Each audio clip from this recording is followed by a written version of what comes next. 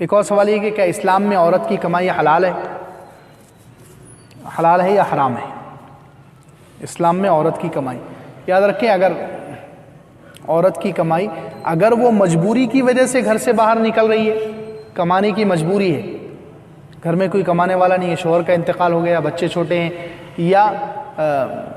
بچے ہے ہی نہیں، یا بچوں نے گھر سے نکال دیا، تو مجبوری میں اگر وہ گھر سے نکل رہی ہے اور یہ پورے شرائط ہیں، مجبوری میں گھر سے نکلیں،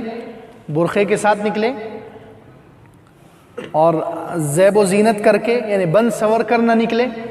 اور جہاں کمانے کے لیے جا رہی ہے وہاں مردوں سے اس کا ملاپ نہ ہو، مردوں سے آمنا سامنا، مردوں کے ساتھ اٹھنا بیٹھنا، مردوں کے ساتھ اختلاط نہ ہو، اور جو کما رہی ہے وہ کمائی حلال، وہ فیلڈ جس فیلڈ میں وہ کام کر رہی ہے وہ حلال ہو۔ یہ سب شرطیں اگر 5 شرطیں پائی جائے تو اس کی کمائی بالکل حلال ہے۔ مجبوری میں گھر سے نکلے، پردے کے ساتھ نکلیں، بند سنور کر نہ نکلے، اور نکلنے کے بعد مردوں سے اس کا آمنا سامنا زیادہ نہ ہو،